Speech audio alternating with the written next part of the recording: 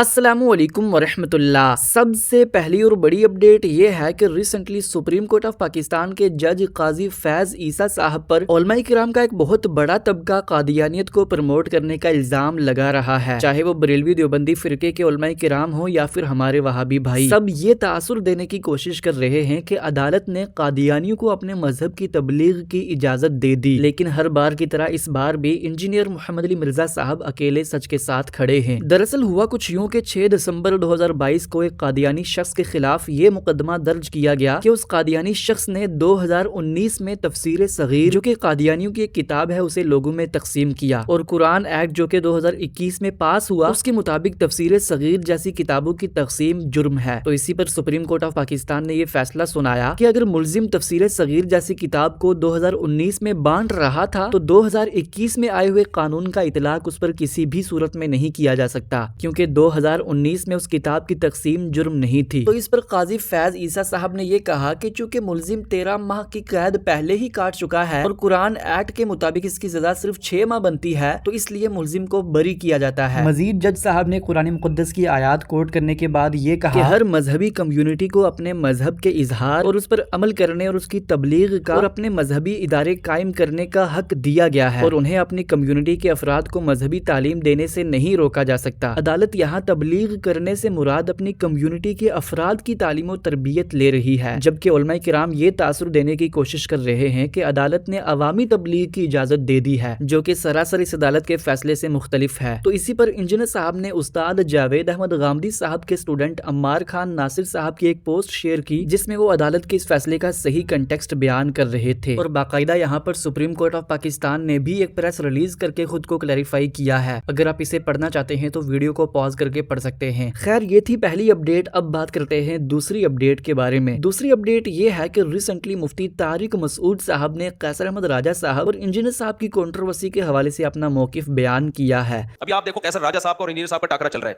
आप न्यूट्रल होकर गौर करोगे ना, कैसर राजा बरहक है। अब उन पर कैसर राजा पे इल्जाम लगा दिया कि ये मदरसों में आ रहे हैं, मदरसों में नहीं। ये जामे रशीद भी दौरा हुआ ना कैसर राजा साहब का, तो ये असल में जिन मुफ्तियों के पास बैठ रहे हैं मौलवी उनको बेवकूफ बनाया।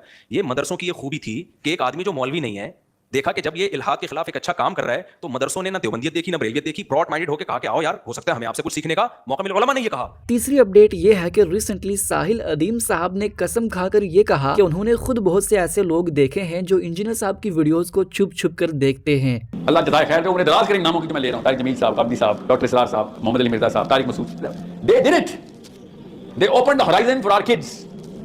4-5 घंटे असल में भी सुन रहा है, हमें नहीं दिखा रहा, छुप के अल्लाह की कसम मोहम्मद अली मिर्जा की वीडियो देखी जा रही है घरों के अंदर के वो अपने शौक में कि बरेलवी घर में है तो वहां पे हो जाएगा। डॉक्टर इसरार की वीडियोस के लेक्चर लड़के रिकॉर्ड करके आगे कर रहे हैं।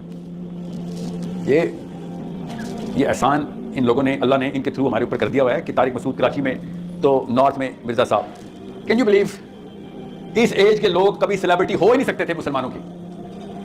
इस एज के जो मसूद साहब है और मिर्जा साहब हैं, और भी हैं, मैं ये 2 नाम इसलिए ले रहा हूँ क्योंकि आप सबको पता होगा, वरना 50-60 मुझे पता। इस एज का मुसलमान स्पीकर कभी सेलिब्रिटी हो ही नहीं सकता था पाकिस्तान में।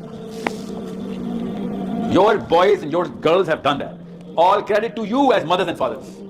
कुछ तो किया था ना आपने, जो फल आया उसका इंशाल्लाह।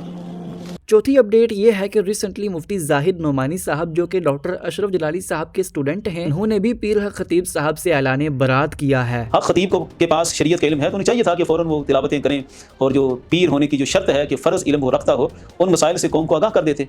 तो ये चीज़ें हमारे सामने होती हैं। हम चूँकि आला हज़रत रहमा को फॉलो करने वाले लोग हैं, तो आला हज़रत ने जो शराइत बयान की है, मेरे ख्याल से पीर हक खतीब सरकार जो है उन शराइत पर तो बिल्कुल पूरा नहीं उतरते, बिल्कुल पूरा नहीं उतरते। यानी कि ये हमारी क्लियर बात है, बरेलवी मकबा फ़िक्र से ये चीज़ें क्लियर हो गई आज हमारी तरफ से, बिल्कुल क्लियर है। ये थी चौथी अपडेट। अब बात करते हैं कुछ पॉडकास्ट की अपडेट्स के हवाले से। रिसेंटली इयोन पॉडकास्ट पे मोहम्मद हिजाब और राजा ज़ियाउल हक साहब का एक नया पॉडकास्ट आउट हुआ। इसी के साथ मैं आपको ये भी बता दूं कि रिसेंटली कैसर अहमद राजा साहब ने भी मोहम्मद हिजाब साहब के साथ एक पॉडकास्ट किया है। अगर आप इन तमाम पॉडकास्ट और वीडियोस को देखना चाहते हैं तो लिंक डिस्क्रिप्शन में है। ये थी आज की सारी अपडेट्स। मिलते हैं इस तरह की नई अपडेट्स के साथ, तब तक के लिए अल्लाह हाफिज। अस्सलामु अलैकुम वरहमतुल्लाह।